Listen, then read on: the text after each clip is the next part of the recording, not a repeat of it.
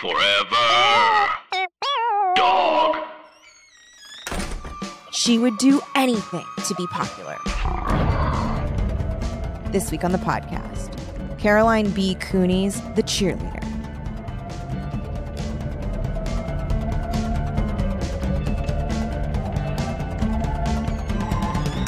Welcome to Teen Creeps, the podcast that discusses YA pulp fiction. I'm one of your hosts, Lindsay Kaitai. I'm another one of your hosts, Kelly Nugent. And it's The Cheerleader by Caroline B. Cooney, Whee! Which is the beginning of a series. Yes, I did not know about a that. vampire. Yeah. You wouldn't think with it being called The Cheerleader. No, you actually wouldn't think that so little cheerleading happens in a book called The Cheerleader. It's a very different book from R.L. Stine's Cheerleaders. That was like cheerleading, Yes. cheerleading, Slight death, cheerleading. slight death in one very Bit intense of death, cheerleading. This was like, I liked this book. I did too. I thought it was really creepy. It is really creepy.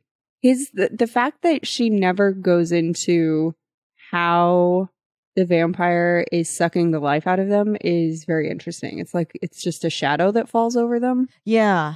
Yeah. And he just kind of like absorbs their energy or whatever. Yeah.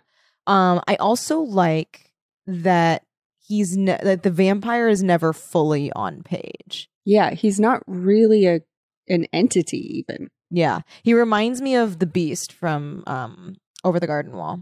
Yeah. Where it's like this nebulous kind of like scary, spindly like thing. Shadowy thing. But like she did have like details, right? Like his skin like looked like mushrooms. Yeah, He's like he decaying. looks, yeah, and his fingernails are gross. Like Nosferatu nails. Yeah. Like long. Classic vampire. He's on claws. Do you want to read the back of the book? Yeah. She wants it all, but he wants more.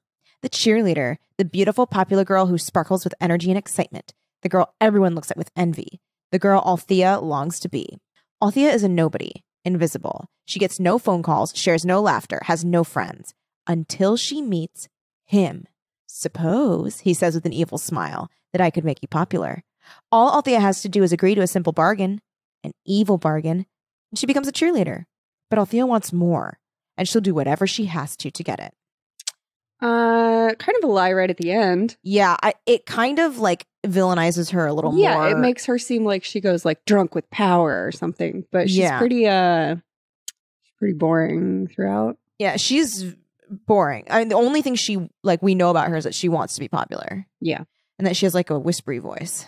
Yes, that's she true. Talks like this. Do we even know what she looks like? I can't remember.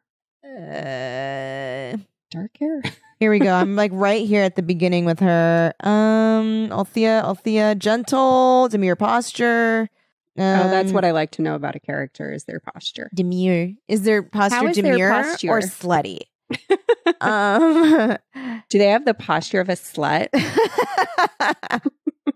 So I feel like demure is like your shoulders are the in. way she hunches, she wants it. Yeah. Maybe you walk like hips first if you're slutty, or like chest first. Let's see. Stuff about her in middle school.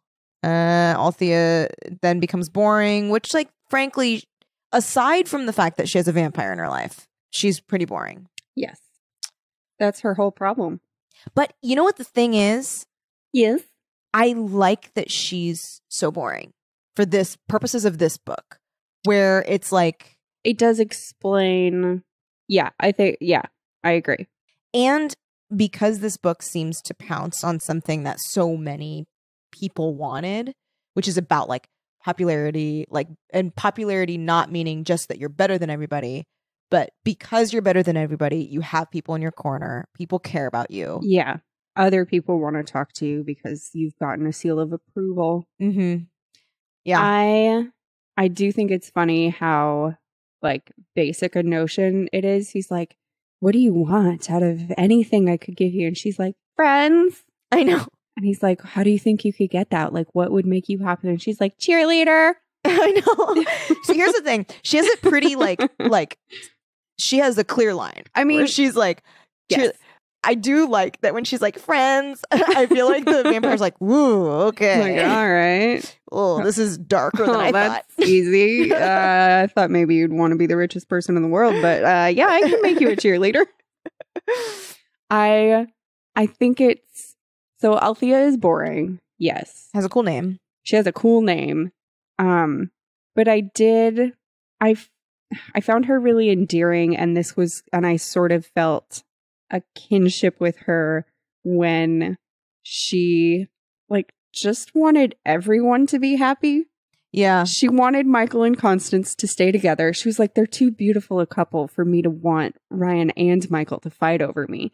And She's like, yeah. I'm fine with just Ryan. And I just want to be Constance's friend. She's so pretty and nice. At first, yeah, because wasn't she like lusting after Michael at first? And then yeah, that she, was like, the first changed boy her who mind. occurred to her. And Yeah. then Ryan started showing her attention, and she was happy with that. And then Michael started showing her attention, and it was implied heavily, probably, that the vampire arranged for Michael and Constance to fight to try to drive Michael to Althea. Yeah. But because they really were in love, like they were being drawn back to each other. And Althea's like, I'm fine with that. That's right. That's as it should be.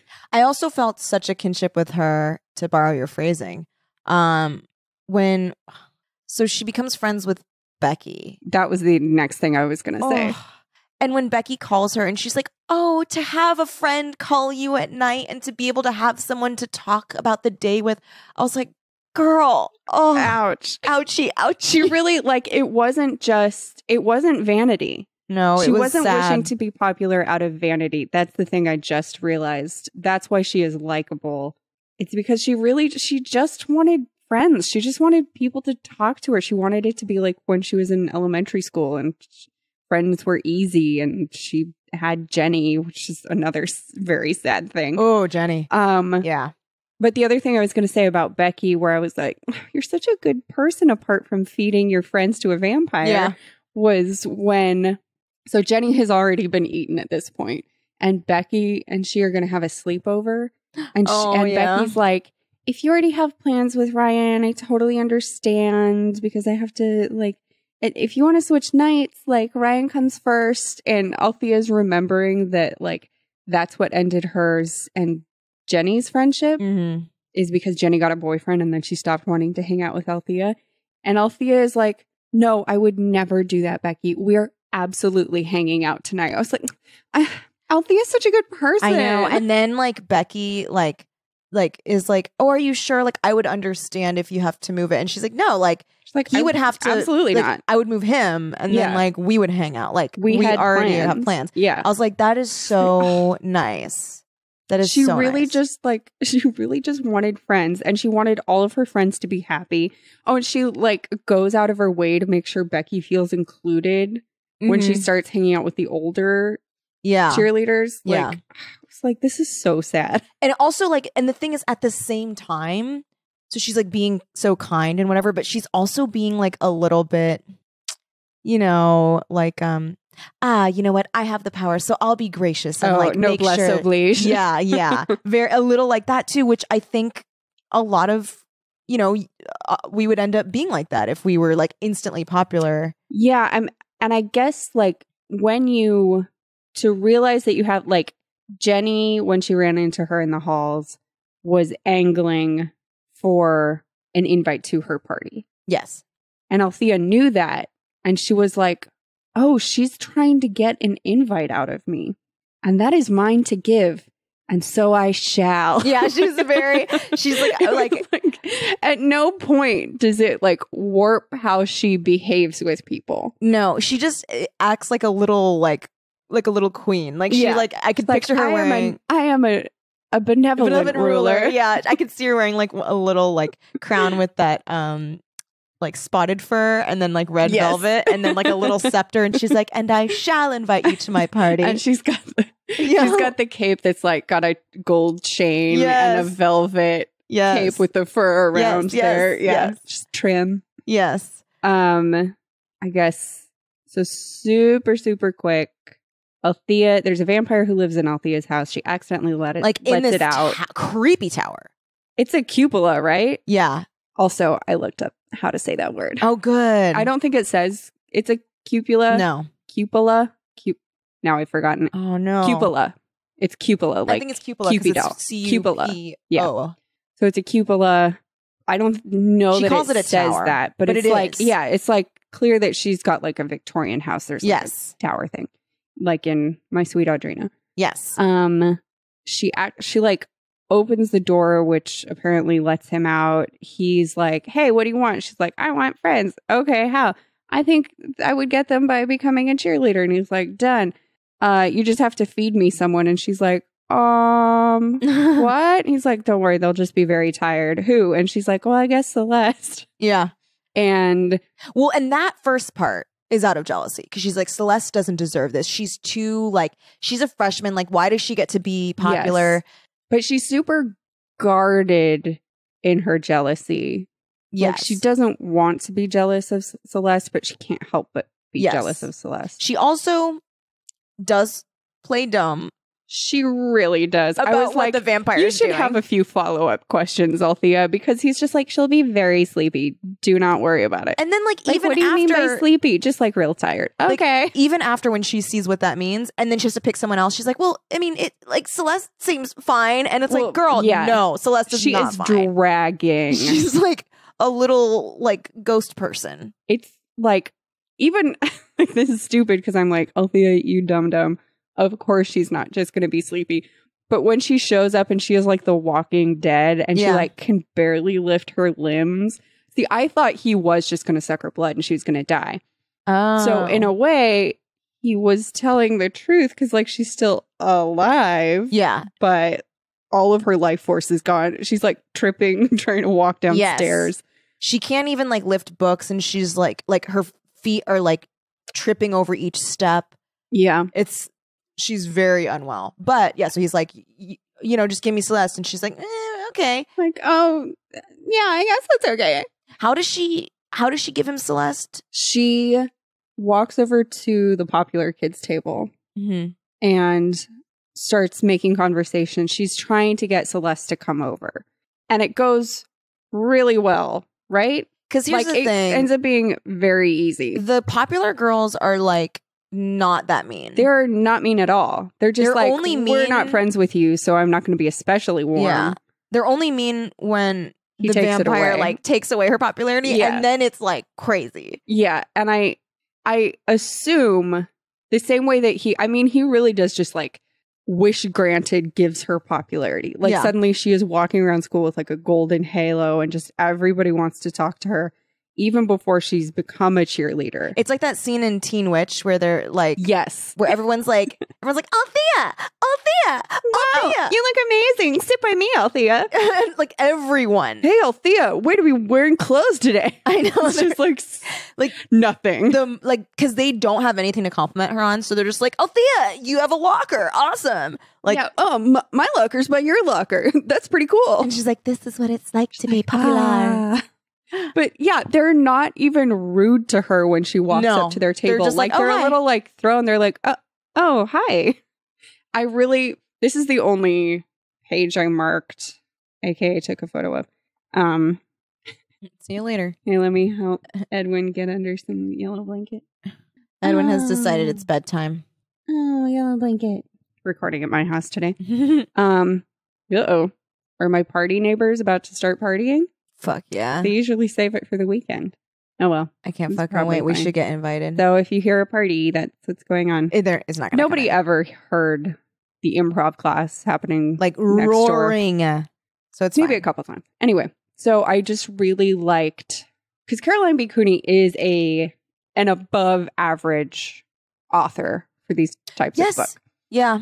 And I just really liked the way this was phrased. Her heart filled with longing to be special, the way they were. She inched closer to hear their affectionate, silly talk. Althea paused next to Celeste's table, pretending her attention was caught by something beyond. An interesting tableau, perhaps, of dietitians and cooks. Yeah. And the way that she insinuates herself in the group. So she's like, oh, look at this poster is so interesting. And they're like ignoring her and they're talking about the car. Mm-hmm. And then she just like she like walks into the group and just like stands there. And then someone's like, oh, hi, Althea. And she's like, they know my name. And then they're like totally perfectly polite to her. They're so nice to her. Like, they're like, oh, hi, Althea, right? Yeah, you live in that house with like the this creepy like, tower. house. Is it haunted? And she's like, I've never seen a ghost because she doesn't like to lie. Also, the way she talks is really funny. Like she's like, so she's trying to get Celeste to like want to come over to her house, and she like Celeste like mentions like so they're like, oh, is it haunted? And she's like, I've never seen a ghost. And then so they stop being interested, and she's like, fuck, I have to get their attention back. So she's like, we do have a shuttered room, of course. And they're like, what? Like, yes, no one goes in the shuttered room. She says, there's a room in the attic, the circular tower. You may have admired it when you've driven by. What a weird. You may have admired my circular tower as you have perchance ridden by. She's very dorky. Yeah. She's very dorky and she's very strange. But I do like her. Yes. Because the thing is, she's the only one who talks. She does talk weirdly throughout the whole book, and everyone else is pretty normal. I never really thought about that. She's pretty weird. Here's what I would like to know, just to take a quick detour. Where the fuck are her parents? Here's the thing. What? I thought we were going to get a twist that she was like, I thought that crazy too. or dead. I thought that too. Or I thought that something. it was going to turn out she was the vampire. Or like it was like another personality or something. Turns out it's not. Parents are nowhere. And then they even say she like, never talks about them even. No, not once mentioned. And when she's at huge party, where are they? Well, I mean, it's like they get mentioned. Where? No I don't remember them interactions. ever being mentioned.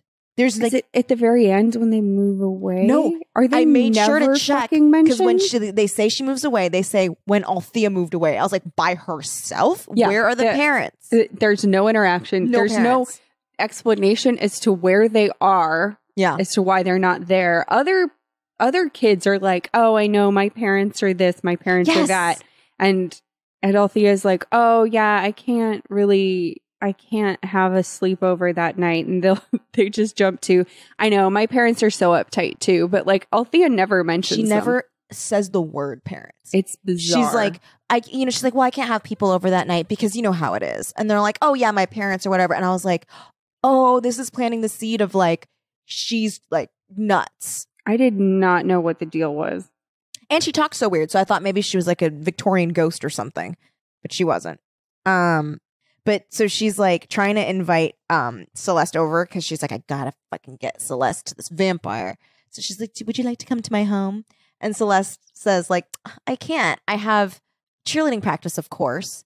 And like, I loved that. When she loses her goddamn mind over the word, of course. Yes. She's like, how dare she, of course. Just hadn't said, of course. She's like, well, she sealed her fate.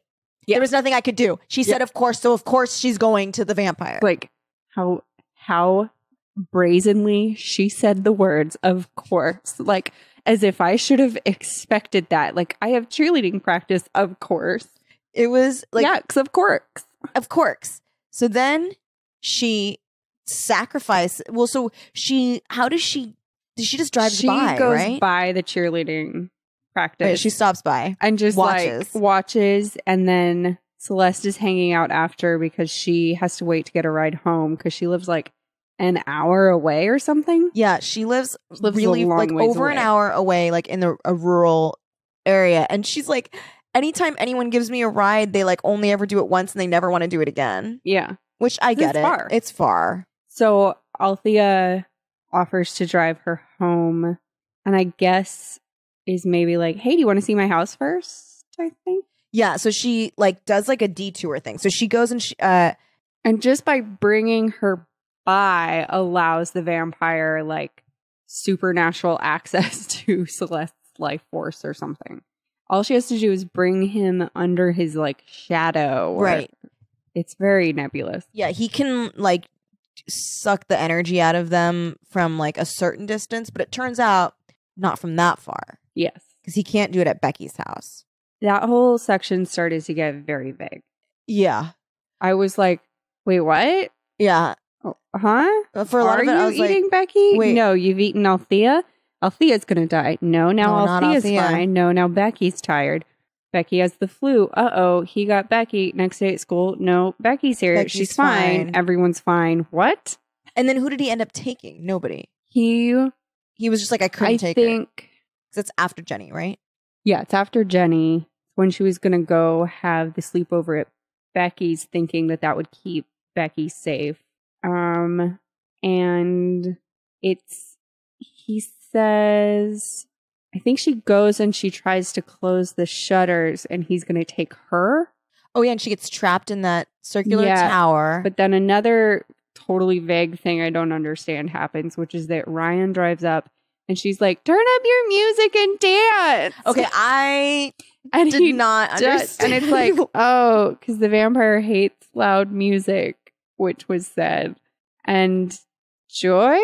It's like, it got so vague. 'Cause it's like, it was really hard for her to close the shutters. But then they started closing on her. Mm-hmm. And then she was stuck in there. And she's like, oh, I almost realized something. And then Ryan drives up and That's she's when I was like, oh, she's the fucking vampire. Yeah, I thought that too. Like, by closing the shutters, she was closing herself in there. Because what if, okay, so she's like starting to remember something and she's trapped in there. Mm-hmm. And then the book ends with her opening and like with Althea, like the door opens and then she sees herself opening it. And then she's like, I'm free. I'm the vampire. And then it like becomes her. So it's like, it's just a cycle forever. Cool. Well, it's not what happened. That would have been cool. Instead, it is very strange. It's like the dancing thing was really weird. I did not understand the dancing thing. I was like, what? She's like, she's already fed like a couple people to the vampire. Jenny was an accident. Because she accidentally hugged her. She accidentally did the thing that was supposed to be a signal to the vampire that like, yes, you may eat this friend. He's like, simply put your arm around the person that you want me to eat and face them towards the Hemlock Grove. Oh, right. Hemlock. And she's like, no, okay. Yeah. And then like, I'm not saying no, but I'll see you. Then she has a party and it is like a rockin' pizza party. Oh my God. Every room is doing something different. It's crazy. It's so fun. Everyone's having so much fun. It's just good, clean fun. And I know. And she's like walking. It's like that scene in like Boogie Nights when you're like going through the party. Yeah. Like it's like that. She's like walking and everyone's like, hey, Althea. It's like a long shot. And then she overhears Jenny because she was so gracious to invite Jenny to the party. So gracious. And Jenny's like talking about like, oh my God, back when we were in middle school, we used to eat a bunch of Cheetos. I don't know what it was. Something like that. Something like eat marshmallows until we puked or something. Donut eating contest. That's what it was. Very fresh teen fun. Good, clean, white bread American fun. Yes. And all the other teens are like, oh, you can't be serious. Like, that's wild. And she's like, I was always friends with Althea from the beginning. And then she's like, let's hug. And they like run. It's like, let's be best friends again. What even came between us? When I'm like, girl, you know what came between you. Yeah, you did. Yeah. So then they start you stupid bitch. running. Jenny, you're a bitch. That's the thing. Here's the thing. When people first start dating someone, I'm always like, I understand. You're in La La Land. You get to be in, like, you're going to blow people off for this person. But Jenny's reaction was cold. What was it? It was something it was mean. along It was mean. It wasn't mean. just I'm breaking plans with you in favor of a guy. It was like, grow up. This is how it is. You choose guys. You're just not, you don't understand because you don't have a that's guy. Right. She's like, you're too young. Yeah. Like, you're stuck in like junior high or whatever. That sucks. I feel like really maybe sucks. she shouldn't have been so villainized. Like, I feel like she could have just been like, Althea, like, you understand, right? Please, like, I really want to go out with this guy. Please, you know, right? That like guys come first and then like. Maybe it was more like that, but I was reading it differently. No. She was mean. I remember because she was like, hello, Althea, you ugly lump of blob. Like, God, don't you know that stupid chunk of flesh? Yeah, like grow a penis and then maybe I'll care. Yeah, like guys like when guys pay attention to you, not that you would know because you're so ugly, you have to put them first. And then Althea's like, what? Don't you want to eat donuts with me anymore? And she's like, ew, donuts. I don't eat that anymore. I only eat cock. So she says that. She says that. Exactly. Exactly that. Verbatim. I was reading it from the book. Yeah. Which is a really weird passage, kind of out of nowhere. It's very weird. Especially considering, like we said, it's such good, clean fun. It is very But then good. There's that passage where she talks about eating cock. Yeah, that's it's like, it's really unnerving. It's really, yeah. It's the room It was tilts a little. unnecessary. Unnecessary. Hey guys, Kelly here. Wanted to take a quick break from our show to talk to you about one of our sponsors, Stitch Fix. Look, y'all, it's the beginning of 2019 and you've got to treat yourself. Is one of your New Year's resolutions to look and feel like the hot banging mama that you all are? But at the same time, are you wanting to get some time back? So that way you can get back to writing your Twilight fanfic that you hope gets turned into its own crazy spin-off series? But at the same time, are you wanting personal styling tips so that you can feel like a fancy schmance when you have a personal stylist telling you expert advice just for you? Enter Stitch Fix, an online personal styling service that finds and delivers clothes, shoes, and accessories to fit your body, budget, and lifestyle. All you have to do is go to stitchfix.com/teencreeps. You tell them your sizes, what styles you like, and how much you want to spend on each item. You'll be paired with your very own personal stylist, Mama's Getting Fancy in 2019, baby, who's gonna handpick items to send right to your door. Then you try them on, you pay only for what you love, and you return the rest. Shipping, exchanges, and returns are always free because that's the kind of lifestyle that we're living in 2019 right now. There's no subscription required. You can sign up to receive scheduled shipments, or you get your fix whenever you want. Stitch Fix's styling fee is only $20, which is applied towards anything you keep from your shipment. So get started now. Go to stitchfix.com/teencreeps, and you'll get an extra 25% off when you keep all the items in your box. That's stitchfix.com/teencreeps to get started today. stitchfix.com/teencreeps. And now back to the show. And then so she's like so excited that she gives Jenny a hug. they like and run whoops a across daisy. the house from each other to The like kitchen. clasp Yeah. arms. And then here was And Althea's like, oh, hooray. Everything's going to go back to the way it was. I've missed Jenny so much. yeah. Also, okay, this was where the technicality I was about to be like on Team Althea, where I was like, but Yeah. did she turn her to the hemlocks? I don't think so. They were just There was happened to hugging. be facing that way. Were they? Maybe they were And- facing. Well, I think it's unfair. Wouldn't he be like, here's how it should have gone? Mm-hmm. He's like, oh, good, she chose. And Althea's like, no, not her. And he goes, oh, okay. Yeah. Oh, that was a mistake. All right, Yeah. well, choose somebody else. Yeah.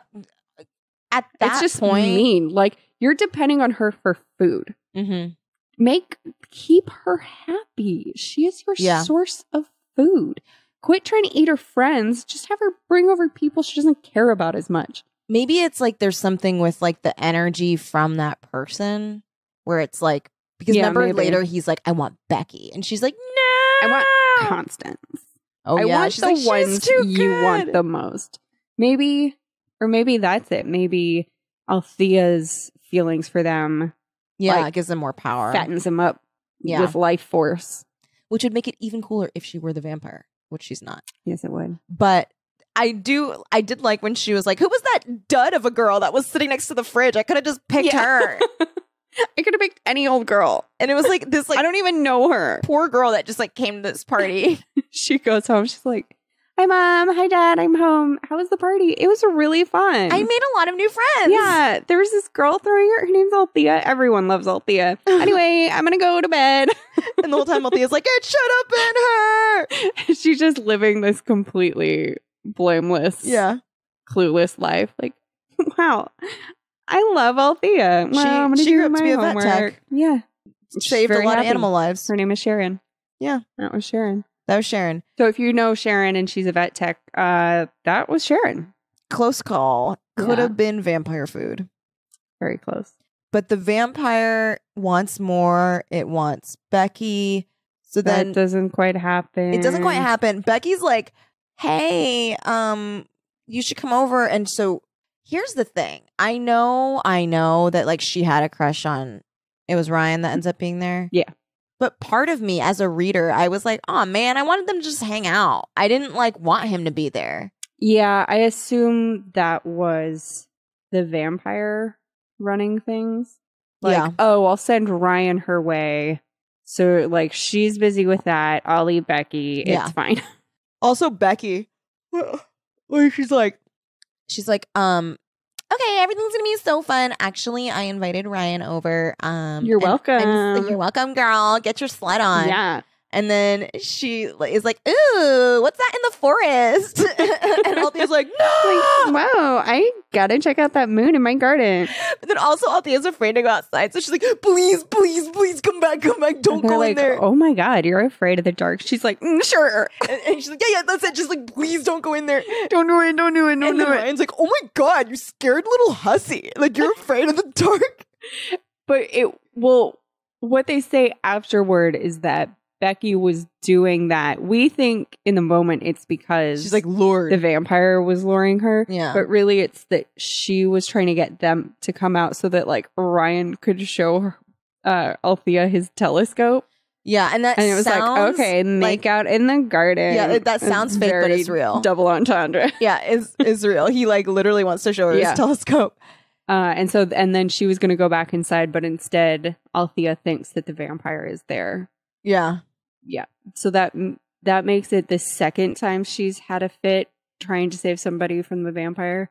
There are a couple times where she like has a fit trying to save someone from Full like fit. full on fit, and her friends are like, oh, Like, okay. But then the vampire makes them forget it. Yeah. So that her popularity remains intact. yeah, because they are just like usually like silent for a full minute after Yeah. she has a fit, and then And the then they vampire just makes them accept forget. whatever she says. Yeah. So yeah, she gets saved. Oh yeah. She thinks that somehow she's defeated the vampire, has like a blissful vampire free week. Yeah. And then he's like, just kidding, I'm back. And she's like, no, you can take my popularity away from me. Now I know I don't need you. She thinks she's like set. So he takes it away and he's like, good luck, bitch. And it sucks. And he not only takes it away, he like makes it so people are rude to her now. People are so mean to her. She's like got bad luck. She like falls in a puddle or something. yeah, no, her car won't start, and she literally She, falls like, in an ice truly puddle. falls in a puddle. She gets to school. No one remotely knows her name. Yeah. And like she's like, Ryan, oh my God, I'm so glad to see you. I like had a terrible morning. And he's like, ew. Like, I don't know you and I don't care. And she's like, what? And then she tries to Like, talk to Becky. She's like, Becky. And Becky's like, oh my God, get away from me. Yeah. So it's definitely not like he just took it away because we saw them be perfectly normal and polite to her. He did something like, else. He made it so that she is not just invisible, she's unpopular. Yeah. Yeah. So that she's like, just kidding, please. yeah. And then he's like, all right. Like, okay, but you have to bring me Constance. And she's like, sure. I know. She really waffles on that. She's like, she decides she's going to try and do it. And she's like, why don't we all like hang out and go to my house in the car? And then everyone's like, okay. And Celeste is like, everyone is like, I'm sorry, not Celeste. more than okay. Yeah. They're like, great. They're like, great. Cause like, weirdly, I have like an insatiable need to see your cupola. Also, like, Constance is like, ooh, the hemlocks are creeping me out. Like, she does get a vibe, but she's like, no, I need to like go She's through like, with it. But I want to see them. I want to see the cupola. And then at the last minute, she has a fit in the car. This is her third fit. And they're like, ah! And she's like, let me out of the car, let me out. And then so they let her out. And it like turns Ryan against her. He's like, fine, if you're gonna be such a like weird bitch, I'm gonna like kick you out of the car. Which again, I think is not a genuine reaction. I think vampire. that's vampire. So then she gets kicked out, and then she's like doing the thing where she's like struggling through like molasses trying to close these. Yeah, and he's like taking away her Shutters. popularity again. So then, okay, here's the question. Yes. let's talk about the dance scene because I do have questions. One from earlier. When Ryan's dancing. Yeah. So how does that make the vampire go away? I don't know. Okay. So he shows up in his car and she's like, play that rock and roll music that hurts my ears. As loud as possible and dance. So then he does it. And somehow that lets her out. Yeah. She's like, oh, and then I realized the door was always open and I was able to get out of the tower. And I have no idea what that had to do with anything. No, I don't think there was anything. But it is definitely implied that frees her somehow. The joy of dance keeps the vampire away. I don't know. Like, he does say when she's getting ready for the party that he doesn't like loud music, but I don't... Oh, yeah. I don't know why they're dancing. He didn't have to dance. He didn't have to dance. And I don't know why, like, it said, oh, she almost realized something. And I'm like, okay, what did she almost realize? I mean, I know what she means it to be at the end, but I don't know what in that moment is close to the realization that she comes to. Yeah. Because, like, I guess the thing that, like, big picture, she's like, supposed to realize is that she defeats him in the end by, this is also like a weird, like, okay, this is kind of a technicality in getting away with this, because she's like, oh, okay, like, you can have me, but, you know, just one last time, can I just feel what it's like to be popular again? I just want to feel it. And it's like, and he laid the popularity over her like a dress. Yeah. And she once again, like, felt the warmth and magic or whatever of the popularity. And then she goes, I don't want it. He's like, what? You can take your stinky popularity and shove it. What are you talking? I don't want your gift. So, and in rejecting it, then he weakens and she's able to leave. Yeah. And it's not just that. So she goes back to being regular Althea, but she's not, like, reviled. Mm-hmm. But she's also, like, nobody remembers her. She's like, I'll make friends the old-fashioned way. It's like, yeah, welcome to the beginning of the book, Althea. Also, she's like, I'll get on the cheerleading squad and I'll be the most popular girl in school and I'll deserve it. And I was like, you think those other people deserve to be popular? Like, it was so, like, it was just so, like, you're still not naive. getting the big picture. Yeah. Which is that, like, just make friends. I mean, she does realize, she's like, yes, it was stupid.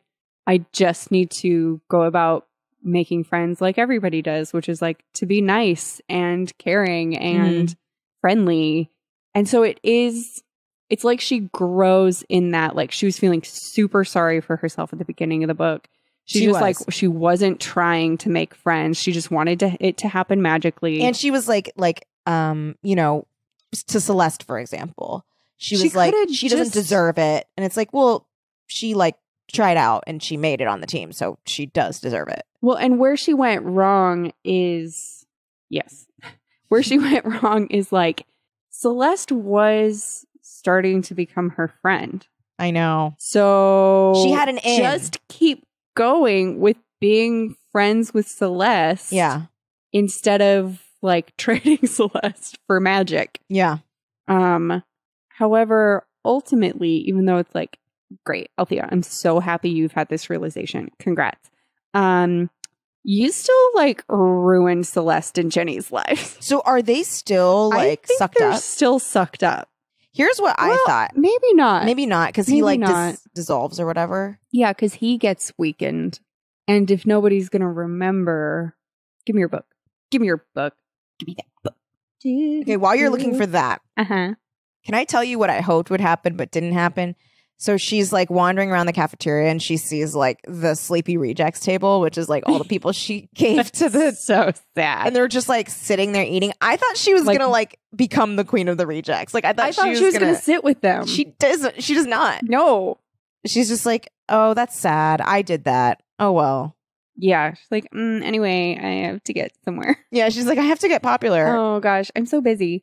I have to run a whole giant house by myself. As you see, I have no parents. As you see, I'm just a Victorian orphan. Mm-hmm. Instead of resolve, warmer, hotter, sterner than popularity, filled her heart and mind and soul. I reject your gift, said Althea softly. I'm getting rid of it. You can't do that, said the vampire. Althea smiled. The smile inched down her body, giving strength first to her face, then to her shoulders, her heart, her arms. The vampire's teeth went back into his mouth. He looked alarmed. That's your source of power, isn't it? She cried. When weak people take what you offer, you become strong. You would have had no power if I had the courage to ignore you. Strength from understanding crept down into her legs. Althea kicked his black cape away and stomped on it. She began laughing.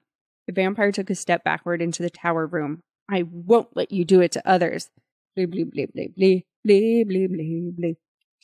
She cries, you are nothing, and I am a match for you. And he goes back in the room. Here's a part where I was like, what? So she leapt forward. The vampire hunched over into a ball like a porcupine hiding its soft underbelly. Althea grabbed him. She took her popularity and pushed it against him, shoved it on him, wiped it on his face and his clothes. She mopped him with it. I was like, huh? I don't know how that happens. And she says, there, she said, it's yours again. I just pictured her like rubbing her torso on his face. Yeah. Just being like, yeah, you or take like this. just taking her hands and like, rubbing them in his face. Did you hear about this, that during, I think it was maybe a screen test, I'm not sure, Lady Gaga was wearing like natural stage makeup and Bradley Cooper wiped it off her face? What would you do if somebody wiped your face? Yeah, I did hear about that. And I had the reaction that you had, which was, look, I know it makes a cute anecdote, but go fuck yourself. Yeah, like, no. Don't touch my face. Don't fucking touch my face. If you want to have a conversation with me and suggest that I go in with no makeup on, great. Yeah, sure. Stay away from my face. Don't fucking touch my face. It's similar to the other anecdote that Amber Heard shared about Jason Momoa on the set of Aquaman. So she had she's a bookworm, and so they had a lot of downtime on set, and she always had to be sitting in this like little harness thing, and the set guys like made a little pocket for her to keep her book in so she could read all the time. And Jason Momoa was bored, and so he was like, pay attention to me. And she's like, not a book. Not to a reader. Yeah. And then she was like, I'm reading. And then he ripped out the rest of the pages of her book and was like, now you have to pay attention to me. And she shared that story as if it was a cute story. And I was like, oh my God. Or maybe she's being like smart. She's trying to blow up his spot. Mind. She's like, oh, this was really cute that he did this, ... And then like, I'll let the public decide. Like, enjoy tearing him up. Yeah. But like, that is oh my God. If somebody took a book of mine, you do not touch my fucking books. Don't do that shit. You may as well take my phone and throw it in the water. Yeah. Like, are you fucking kidding me? You're going to disrespect my book that much? I know. And also, like, that's my property. Like, don't destroy my shit. I'm like, I will choose how to spend my time on set. Thank you. Here's a caveat. And I proposed this on an episode of Same Day Shipping is the only way that this is okay. So he rips out the pages, right? Mm-hmm. And then he like reaches into his coat and it was all a magic trick. And he gives you your book. And then he's like, okay, do you want to talk? Okay, I do close-up magic. I'm Jason Momoa. Jason Momoa, close-up magician. Yeah, that is the only thing way that would have been like, okay. It is a weird magic trick that he does. Or he takes her book and he rips up all the pages and then he brings a book out and he's like, I'm just playing. I have the same book. Here, you can have mine. Okay, yes. And then she's like, my dad gave me that book and he signed it in the back. Happy birthday, Amber. And he's dead now. And then he goes, check the back of your book. And then again, it was close-up magic. It always comes back to magic. I think the only way it can be okay would be if it's somehow so involved. fucking funny. It would be so that funny. Would be so funny. That's so funny. I should think my dad signed that. Check the back of your book. Check the back of the book. Oh my god! Oh my God, that's crazy. Look familiar? How did you do that? I feel it's weird to hear two of those stories in a row where someone's like, isn't this a cute thing that someone did? And you're like, no, this is horrible. Yeah. This is a bad story. Like, this person's not a good person. Yeah. It's crazy. I mean, I know that like it's really frightening when you hear somebody tell a story where you are like, oh, that's like the worst thing I can imagine. Yeah. But they're like trying to say it's a as far cute as thing. like casual interactions go, like, oh, actually they were being really insulting and that cute nickname you thought was cute was actually a racial slur. But yeah. Okay. Yeah, it is usually I don't want to steal your joy from you, but that's a horrifying story. Like, and then what do you do? Like, I feel like there was, okay, I'm going to tell you a story right now. There was a man, and my mom invited a bunch of people over from her, like, that were also teachers. This is not a funny story. So you're going to be enraged. I was very enraged when this story happened. I'm prepared. Okay, so it was like, my mom's like, I'm having some people over that I used to teach with.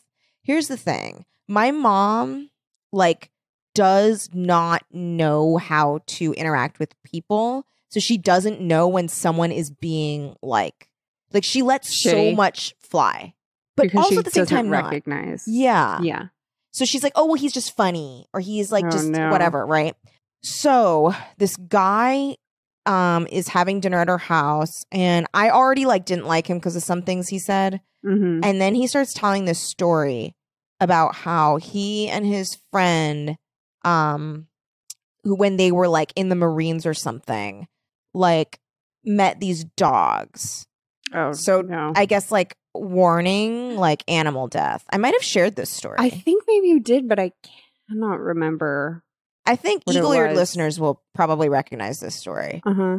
And he's like, and like I didn't like that they were in the house, so we just like locked all the doors and killed the dogs. And he's laughing, and I was like, "I'm sorry." Locked all the doors and like beat the shit out of the dogs and like wouldn't let them leave. Yeah, and killed them. Yeah, and What? I was like, and like he was laughing, and everyone else was like really uncomfortable. Wait, but no one he said anything. beat them to death? Yes. I know. Oh boy. So then I don't know that you did, or maybe my brain very kindly cut it out. Yeah.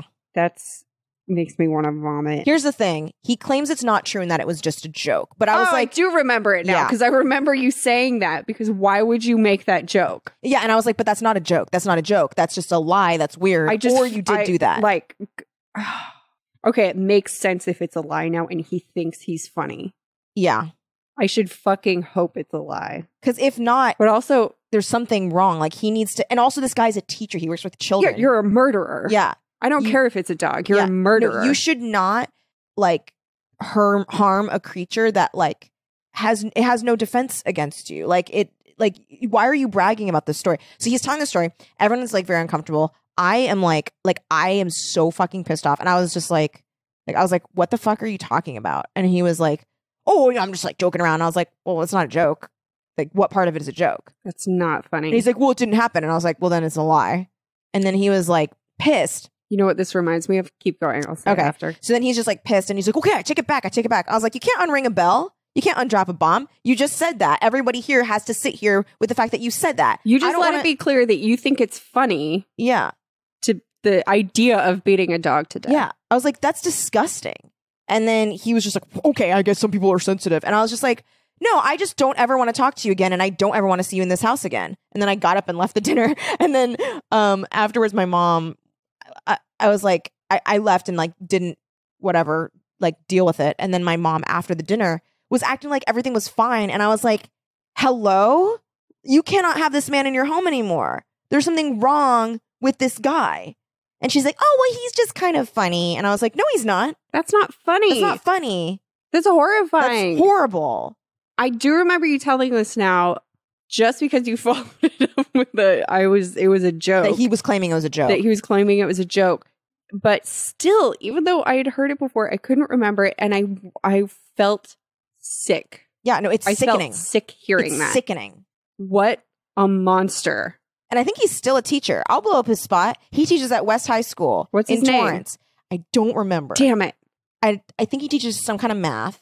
Well, everybody go investigate. Yeah. I just I That's cannot have horrifying. that's awful. This guy should not be around children. That's not funny. Yeah. Ugh. So what that made me think of is very first episode, Christopher Pike, not Weekend, Slumber Party. When Cal is joking about dropping napalm Yes. on German soldiers. Yes. Which I remember it's so funny. The first question we had was the timing of that. Yeah. It's like, you didn't drop napalm. If you did, then you were not involved in whatever war was happening. You were in a covert you were in Blackwater in fucking Latin America. But second of all, no, yeah, that's not a joke. Yeah, that's not. You saying a horrifying thing that didn't happen is not funny.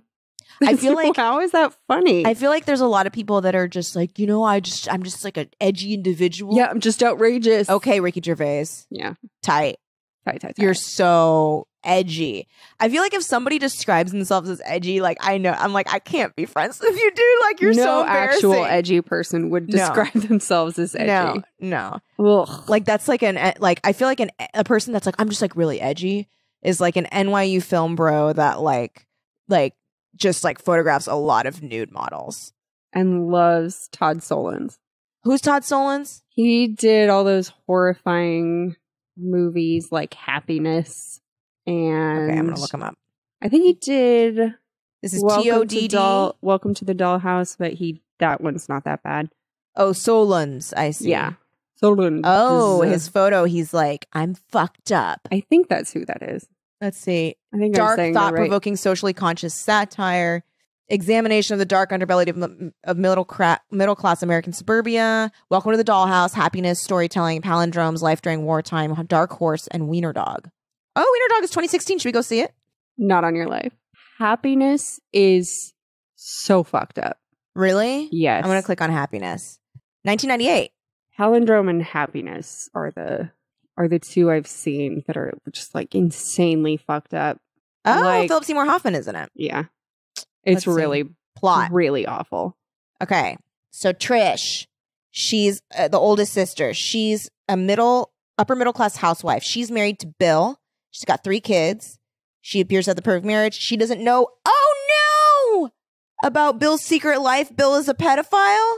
Mm-hmm. No, he's obsessed with the classmate of their son. Yep. No. Oh my god. Oh yeah. By the way, don't anybody else read this on Wikipedia because it is a trigger. This is so. It's disgusting. Disgusting. Todd Solondz. You think you're so fucking really, yeah, exactly. Tight.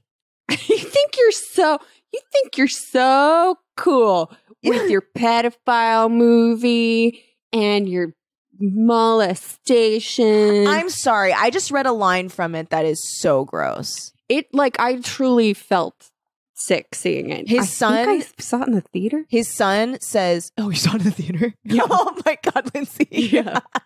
I was working at an independent movie theater at the time that showed a lot of indie movies. Oh, what is the movie where it has the most disgusting scene in history? It involves a baby. What is that movie? Fuck, I don't know. Friend of the show, Ryan Mogi, was at South by Southwest where it premiered, and she didn't know what she was going to be getting into, and saw it and was like, "Oh, recent." Okay, I'm gonna. Listeners are probably screaming at us right now. They're like, "It's blah blah blah." So you know what? Stop screaming in your car.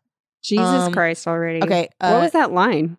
Oh, it's when the son says, because the son's 11 or whatever, and he says to his dad, "Would you ever fuck me?" And then his dad says, "No, I'd jerk off instead." Yeah, that was the line I remembered. Fuck. That was the line that's the worst line. Oh, a Serbian film. I want to say that I didn't even have to look it up. I remember, that sounds vaguely familiar is what I'm trying to say. I will say of that line, Philip Seymour Hoffman is not saying it flippantly. He's sobbing. He's crying. Yeah. Yeah. I know he feels. No, it's one bad. of the saddest characters, saddest movies. Like, he doesn't want to be that way. It's so horrifying. Here's the thing. I don't think any pedophiles want to be that way, right? No. Because, like, that one guy, remember him from Glee? Oh, yeah. He killed himself from shame because he got outed as being a pedophile. Porn. Huh? Was it their child porn or? Yeah, kitty porn. Okay, this is a Serbian film. Mm-hmm. Well, here's the thing, guys. For the listeners. Yeah, perhaps. like, just don't. There is an extended scene. I guess skip forward like 3 times if you don't want to hear this. There is an extended scene where a man fucks a baby. Don't do that. With movies like this, Don't do it. No one. You're not saying anything important by doing that. I don't want to sound like you're like someone's like uncle at Thanksgiving, but like just have some like decency, I guess. Yeah. You can get across whatever message, say whatever you want to say, make whatever like social statement or critique you want to make without having to do that. Yeah. I like the people who are like, but then you really get the visceral. It's like, no, you are in a way glamorizing this for entertainment. Mm-hmm. I was watching. Well, you're exploiting it. Yeah, it's disgusting. Yeah, it's gross. I don't like it. And here's the thing, don't need it. I reject it. I watch a lot of shit that's fucked up. I enjoy a lot of fucked up things, and I love horror, and I love all of that. But like. There are lines. There's a line. There is a line that I'm just like, I'm not interested. I don't need to partake in that. I don't need to see a Serbian film. I can't really put my finger on why rape is worse than murder. Like, to watch. Yeah. Like, why I'm okay with something slashery. Mm-hmm. But I'm not like, yeah, I'm fine watching a rape because it's not real. I can't. I can't. I don't enjoy that. I don't want to. I think it's because it's like, we're talking about like there's like gender politics, and it signifies also kind of a very extreme visualization of like a person being completely, I don't know what the difference is. Watching someone get hollowed out. Yeah, we're just like watching. Well, here's another thing too. I don't like torture porn. Death. I don't watch like Hostel or that shit. So it's like similar for me. Yeah. It's that. Whereas like slasher films, I'm okay with, or like even like very gory things, I'm fine. But like on Outlander, the Jamie rape gets shown quite a bit. Mm-hmm. Or I think so. But I sort of kept watching. Like, I didn't watch any of season 3 and like half of season 2 because after Frank died, I didn't give a shit. Mm-hmm. Because the actor who played Frank and Jack Randall he was really good. And I was like, these other people are boring. But I jumped back in because now their daughter Brianna went back in time. Oh, I was seeing previews about that. I want to see what this. Yeah, this is interesting again, even though she's boring too. Sorry, everyone. But she gets raped like so quickly within getting to that time. Like she appears in Scotland, fucking Leary, like she runs into her and she's crazy still. Yeah. And wait, Leary's the 16-year-old girl who was in love with Jamie and tried to get Claire killed as a witch. Yep. He ended up. There's so many spoilers. Sorry, guys. He ended up marrying Leary because she was widowed, and he wanted to help take care of her daughters. Who is he? Oh, sorry, Jamie. Really? Like, fucking 20 years go by. What? 20 years go by in the books and show. So, like, in she both goes timelines, back, I guess. She goes back as a 40-something-year-old woman. Oh. So. Oh, yeah, and I saw the pictures. They do the classic, like, she looks the same, but has, like, a gray streak. It's so. I was thinking about this earlier because I watched last night's episode today. It is so funny that there are still just all these beautiful people around, these gorgeous young people with, like, some gray. Yeah. It's just like a little salt and pepper. Really funny. But I was very happy with how they handled it because it's like the confrontation starts to happen between her and the character who rapes her, and there's a fight and she's trying to get away, but then it cuts outside and you're just watching his, like, he is like the captain of a ship, and so you're just watching his crew sit there and do nothing while you can like sort of hear muffled struggle and her cries for help, which is like still upsetting, but they're not showing it in a porn way. I'm trying to see. I think so that's it's like the thing. the best way to handle it. So it's like it's still in the story, but they're not showing you unnecessarily. It's just it reminds me of this thing of like, and I hate to say it, but a lot of times it's when it's like a male director or a male creator, who's like, the only way a woman can be strong is to survive a rape, and it's like, well. Or that's really not true at all. Yeah, but I've also seen like revenge movies of like a woman going out to kill her like attackers that feel different. And so I'm just like, what is the I think it does it's like, who is this story about? Is it, what story are you telling? Yeah, and what story are you telling? Is it that this person is strong only because of this thing that happened to her? Because that's not tight. Well, it's also interesting because it's that thing where a man or a superhero or something, the woman's like she's death fridged. or rape, girlfriend in the fridge thing. That's what like sends them on their journey to hero. I fucking hate that shit. Hood. I hate the and whole. It's like it's the same for a woman, even, and it's her, but it's like her being shoved into a fridge. Yeah. I think, there's so something like there about, are other ways. Just because it's a woman who it's the catalyst for doesn't make it okay. I know. And I think also, and then there's kind of the question, right, of like, but there are people who experience like a rape or sexual assault who are changed because of it. And then how do you, like.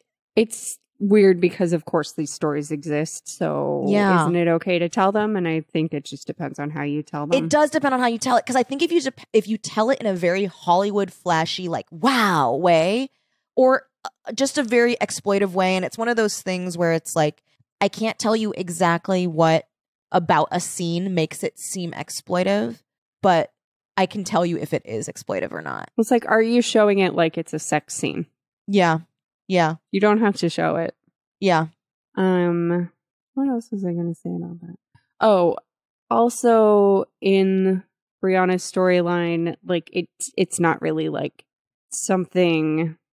It's not done in such a cliche way of like, oh, and that's the thing that she had to go through to become stronger. Like instead, she just like has to deal with the fact that like now she's pregnant and she doesn't know if it's her rapists or her boyfriends. And all these other things get thrown into place. So it's just the story continues as opposed to like, that's what made her strongest. Yeah. I think it is. It's like rape doesn't give you magic powers.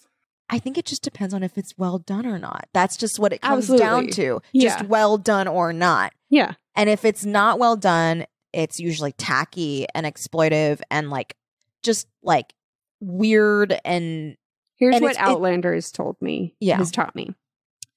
Do not go back in time. Don't do that. It was terrible. Nah, dude. It was terrible. Here's the thing. You will get raped or murdered or bad things happened all the time to everybody. Yeah. And also like that's what Outlander has taught me. A thing that Outlander taught me by, I guess, proxy, because it didn't go out. It taught me. It didn't mean to teach me this, but it was something that I kept thinking about. Back then it was nasty too. Yeah. Like people were not brushing their teeth. They were not cleaning their asses. I always think of that while I'm watching these shows. I'm like, everybody smells. And everybody smells. It smells very bad. Very and they bad. all, like, you can die of a toothache. Like, that's fucked up. Yeah. And then also, I mean, we talked, we if you guys want to hear more, because we did Outlander for Outside Genre, right? If you want to hear more about that, you can listen to our Outside Genre episode available on Patreon, patreon.com/teencreeps. But I will do this teaser where like one of the things that you and I were losing our minds over was the time that Jamie tries to go down on her after they've been riding horses all day. And she puts a stop to it and is correct too. Yeah, because it's... Because you and I were both like, no! Wait, no. But remember, he wins her over by like doing what horses do, which is to like deep inhale. So he like huffs her like... He's like, no, it's great. It's like, no! And she's like, okay. And I'm like, girl, no. Like, go like wash yourself. I mean, I guess it would like, it has to be that like everything reaches some sort of like pH balance though. It has to be. And it has to plateau. Right. Yeah, and everybody smells that way. But here's the thing. I will say like, that is Claire just walking around going, wow, I remember living in a place that didn't smell like this. Yeah. I think it was very disgusting though. I do think that it was disgusting. Maybe not like the like Scottish moors, but certainly certain times like Whitechapel during the times of what's it called? The guy that cut throats. Who's that guy? Jack the Ripper. Oh, yeah. Where it was like London was in a bad place. Like there was literally death and poo-poo in the streets everywhere. Yeah. Like that, like the dirtiness is unlike, we can't even imagine it. No. I do worry though. I do worry for her bits when she's in the back then times. I'm just like, I couldn't. Yeesh. I couldn't, like every time we stopped at a stream, I'd be like, I'm just gonna like do something over here really quick. Like no one worry about what I'm doing, but like I have to. Here's something I hadn't even thought of till you said I'm worried about her bits just now, is she goes back there and she keeps like flaunting the fact that she's vaccinated. Oh yeah. I think she's like, a smallpox will not affect me. Yeah. Influenza, whatever. Yeah. But there had to be, like, it's not like the strains were exactly the same. Also, there had to have been things that actually would have hurt you more than them.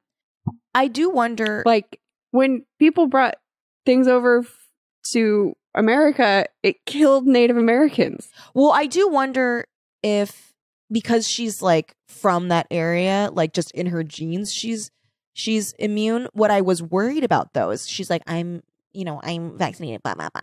My worry was like, girl, but you could be carrying something that could wipe out this. Yeah. Like that fucking missionary. Listen, I'm glad that missionary died. Huh? So there is a missionary. I'm sure you heard about this. Nope. Everyone was like, don't go to this Senegalese island. You don't know about this? No. Oh my God, girl. I have to tell you. Okay. So he's like, here's the thing. My whole stance on religion, right, is be whatever religion you want, but don't make other people be it if they don't want to. Yeah. Okay. It's a good policy. So this guy. Yeah. John Chow, I believe. Okay. He's a Christian missionary and he's from America. Mm-hmm. And he decides to go to, I believe it was a Senegalese island. Yep. Okay. Oh, okay. I'm not sure if it was a Senegalese island, but it was called North Sentinel Island. And this is an island off of the, by India, mm-hmm. that is inhabited by, the most, like, one of the most preserved, like, ancient peoples. Remote. Mm-hmm. Yeah, they are not, like, anyone that tries to approach them, they have shot down with arrows. And there's a very famous photo of, like, every once in a while, the Indian government will just, like, send a chopper over to, like, look at them to see, like, hey, are they okay? And there's a famous photo of, are like, you guys okay? Yeah. We're fine. Of a native, like, aiming an arrow at, like, the photographer. So they are just, like, very, like, aggressive, leave us alone. Yeah. So it is against Indian law to set foot on this island for many reasons. One, you will die because they will shoot you. Mm-hmm. Two, they have almost no immunities to modern day diseases, so they could just die from merely contact. So John Chow heard about these people in high school, and he's like like, oh my God, I'm gonna bring Jesus. Yes, he was like, I can't wait. This is my dream, to bring Jesus to these people. So it's illegal to go to the island. So he has to bribe these fishermen to get him to take him to this island. They're like, we're not going to the fucking island. We're gonna drop you off on this little, like, sloop, and you can get yourself to the island. So he starts to do that. He's like approaching. A child comes to the shore. Oh no. And he's like holding up, like he's like throwing like fish He like throws fish towards them, and then he holds up a Bible and he's like, I'm bringing you the word of Jesus. They shot at the Bible and he's like, whoop. And he turns around, goes back to the fishermen, and they're like, we're not going to bring you back again. And he's like, let me just try one more time. So they're like, fine, but like, you're going to die. And he's like, Jesus will protect me. So he goes again and then instantly is shot down by like 30 arrows, dies. And then now his body is like a danger of like infecting these people who I think there's only. They just like kick sand on him or. Well, they don't know. They don't know that he can make them sick. So like they have no reason to know. Right. So duh, Lindsay. So like I don't know what they're doing with his body. Like authorities cannot get close enough to check without putting the people in danger. So what a horrible little shit. Yeah. He was peace. part of a community of people who do extreme, sometimes undercover missionary work. So stupid. So anyway, so I was like, I'm glad that dude died. The hubris. And like the entire evangelical community is like, this man is an idiot. Like his church is trying to like martyr him. And like even like pretty gung-ho evangelical people are like, nah, you don't, like these people don't want your help. Like don't force yourself onto this island. God isn't going to be cool with you like bringing your disease to them. Yeah. Like I will say, I'm not glad he died. I'm not glad he died. But fuck that guy. Oh, and then now I'm reading an article that's like. When did this happen? Pretty recently, this year. Mm. And I'm reading now there's like, they interviewed this woman who like used to be kind of like as not militant, but like, you know, gung-ho as him. Uh-huh. And she's like, I was once like John Allen Chow. I was raised to believe that with everyone you meet, there's an opportunity to save them. And they call it the 1040 window, which is a group of like, or it's like an area. Let me see here. Oh, I'm sorry. I just got distracted. There's a website for his church. Oh no. It's called All Nations. And it's an organization that trains missionaries to travel to remote locations. Now, if you guys want to hear more details about this, I would suggest listening to Last Podcast on the Left does a side stories about this. And they talk about like the what All Nations does and how racist and embarrassing it is to train you to be able to change a culture. Yeah, basically to erase a culture. Mm-hmm. So they like put you in the woods. And then they dress up in what they think is native garb and speak a nonsense language at you. And you have to try and like get the word of Jesus to them. That makes no sense. It's so embarrassing. You can't replicate that situation. No, because then you're just in the woods of Missouri. Because then what's the training? No. LARPing? Yeah, it's LARPing. Like, that's like saying D&D is training. It is a LARPing if you, yes, it's D&D if you only play as a, what's the one that is like super religious? It's usually a type of paladin, I think. Isn't it? Monk. Monk? Monk. That would be like if suddenly I refused to speak English to you right now. And I was like, now try to convince me to worship cheese. Oh, you know what? It is monk. You're right. It is monk. But monks are more like magic-y, and then I think, yeah. Oh, cleric. Cleric. Yes. Cleric. My nerd cred just flew out the window. But yeah, no. Yeah, it would be like if you were like just speaking gibberish to me. And then by the end of the night, I was like, this was lesson 1. It's not like I can say with any like definite authority that like I am. What's the barometer of how successful you are? Exactly. There's not like a curriculum. It's exactly like you would still understand what I'm saying. Like I can turn a switch in my head and stop understanding English. It would be like, or like any of Western culture. Like what? It's so embarrassing. That's an insane thought. It's insane. That's sad. But so their like thing though is the thing I was laughing about was their like phrasing on their website is pack your bags, come to CPX and get your world rocked by Jesus. Oh no. No. Oh, here we go. At one point during a training, he was blindfolded and taken to a remote location where a group of people pretended to be hostile villages armed with spears. Well, he sure experienced that. He did, actually. What a fucking... That man's blood is on all of their hands. What a horrifying thing to, like, brainwash people into doing. Yeah. And then put a whole fucking culture at risk. That's terrible. It's like the hubris Jesus involved. Christ. Truly. I don't think he approves. I don't think he approves. Yeah, but that whole story, I was like obsessed with that story when it came out. He gets to heaven and Jesus is waiting at the gates. He's like, "Hi, I actually don't meet everyone at the gates. You're not allowed in." Yeah, I came here for this. Hi. No. Absolutely not. You need to have a seat, son. Mm-hmm. We need to talk. But then, he like turns his chair around backwards and like straddles it. He's wearing like, Birkenstocks. Hey, let's wrap. And then John Chow gets sent down to hell, right? Yeah. And the devil's like, "We're too tight to have you here. Like, this is like a cool place." He's like, "Where am I supposed to go?" And he's like, "Oh, there's this like church called 1040. And he's like, "No." He's like, "I go back." And then he opens his eyes and he's the trainer. Oh, fuck. And then Jason Momoa is like, "Is this your card?" And then he wipes all the makeup off your face. And he's Lady Gaga. Oh my God. Well, I think we covered the book. Yeah, so that's the cheerleader. That's the cheerleader. I liked it. Where did we just left off That she defeats him and she moves. So the very last moment of it is this sort of like Little Shop of Horrors ending where it's like, sure, she left, but like he's still there in a little plant.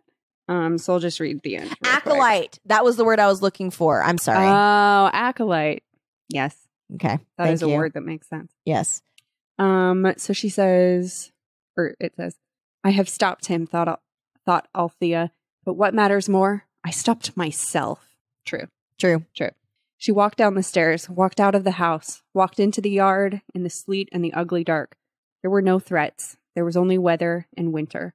I have no friends. I will have to make friends the way other people do, one at a time, by being nice. I'm not a cheerleader. I will have to get on the squad the way other girls do, by practicing hard. Someday I will have it back, but I will have earned it. It will be mine, and I will never have to give it away. I will deserve it. The house is still there, although Althea moved away. See? The Where are the Hemlocks. parents? Where are the fucking parents? Where are the fucking parents? Where are parents? You know what? That's the question always. Where are the parents? They're on North Where's Sentinel John Chow's Island. parents? John Chow's parents? Yeah. Mm-hmm. Blah, blah, blah. The hemlocks are taller, thicker, and darker. When night falls, cars do not drive by and strangers keep their distance. 2 winters have damaged the tower. One of the shutters has come loose. It's banging against the tower as if something inside hopes to get out. The house is for sale. It will appeal to somebody with children, somebody who needs plenty of space. One of the children might become curious about the tower, play with the shutters, and find a vampire. A vampire who needs a victim. A vampire who is used to waiting and winning. That's the end of the book. I think it's a good end. That's a good end. It is very like, oh, or is it? Yeah. Yeah. ... Just waiting and used to winning. Yeah. But I liked this book. Mm-hmm. Yeah. Me too. Caroline B. Cooney's, she's a winner. She's a good author. Much like a vampire. Yeah. She's used to winning. I suggest that book. Thank you guys so much for listening. We really appreciate it. Yeah. And leave some more reviews. I have them. Okay, we'll do it next week. I saw that there are a lot of new reviews for Pocket I forgot. Table Pocket Jalapeno Dip. Yeah. Oh, no, they're on my computer, which is right here in front of me. Oh. Okay. So. Oh my God. Do you know what we should do after this? What? Listen to some voicemails. Can we? With the setup we have right now? Oh my God. You know what we should do next week? Listen to some voicemails. Hey, you guys. Big apology for how long we've gone not listening to voicemails. I can lay the blame firmly at the feet of Public Domain Theater. Yeah. We simply have not had the time trying to record both podcasts. Yeah. But as you may know, we decided to end Public Domain Theater. Next week will be our first week not recording it. And we were sad to see it go. We hope that some public domain theater listeners have crossed over to the other side. Yeah. And are listening to us now. If you are, thank you very much. And now we can get back to going on more tangents, such as talking about Todd Solondz and misguided missionaries. Those two are like such opposite ends of the spectrum. John Chow I'm and not Todd sure Solondz. how we got there. I barely understand how we got to Todd Solondz. Yeah. Something about being edgy. Yeah. Yeah. So now we don't have to keep Teen Creeps to such a tight timeline, and we can go back to playing voicemails. So yeah. we're so sorry that we have ignored that for so long. Yeah, we are sorry. Okay, so here's some shout outs to the people who have left reviews referencing Farm to Table Pocket Jalapeno Dip. Schmandy Kane, Fran Loves Books, Tallulah Tubman, GDM81, Lil Gwynny, Lillian GB. Lil Gwynny sounds familiar. Yeah, Lil Gwynny. I might have, here's the thing. I was reading them in a bad order on my phone last week, so there might be doubles. But I feel like I've maybe a username on Twitter or something. Lil Gwynny. Continue. Lillian GB, Jackie Marie, Mahalahan, Erica Hassink, J-Pipe28, Chex 926, Candy Apples, Cramber Tramps. Oh, Cramber Tramps is from last time. I remember Cramber Tramps. Yes, name. that's a great name. It's a great name. Thank you guys so much for leaving those reviews. And if you leave any reviews in the future referencing Farm to Table Pocket Jalapeno Dip, some of you referenced avocado dip. That's fine. I still gave you a shout out. You'll get a shout out. I'm the one who said avocado dip, right? Yeah, you thought it was canned avocado dip. I don't know. You can follow our show on all the social media at Teen Creeps Pod. You can read along with us. You are by no means expected to. Do you know offhand what we're reading, Lindsay? Oh my God, I don't. And I need to be The Prom reading Dress. Oh, by Prom Lel Dress. Litka. Got requested ages ago because it has a very creepy color with a yellow prom dress hanging on a closet. Yeah. Mm-hmm. Yeah. And it's a hard to find book, but it's rated really well on Goodreads. A lot of people like it. Oh, cool. So I hope it's good. If not, you're liars. You're cursed. We curse you. If not, curse on your household. What other biz do we have, Lindsay? Is that it? Probably it, yeah. Hey, check out our Patreon. If you give to our Patreon, if you already give to our Patreon, we really, really appreciate it. Mm-hmm. You help produce our show. Yeah. This month's Outside Genre episode, we could say that. Oh, yeah. Once we just picked it. Look it up on my phone. Thank you to Scott, no last name. Thank you to patron Scott, patron saint of this month's episode. Yeah, and we are reading find Colorless Sakuro Tazaki and His Years of Pilgrimage by Murakami. Yep. And that's going to be pretty good. I read the first 3 sentences and then they seemed good. Cool. So I was just making sure it downloaded. It will to my be Kindle. my first book of his, and I have always wanted to read Murakami. I read Dance Dance Dance Revolution. You know, when I was in and it was hard to follow. When I was in high school, we had desks.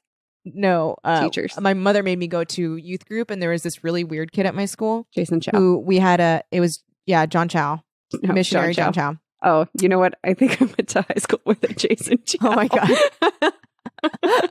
And we had a talent show at the church, and this one kid came into Dance Dance Revolution. He was really good.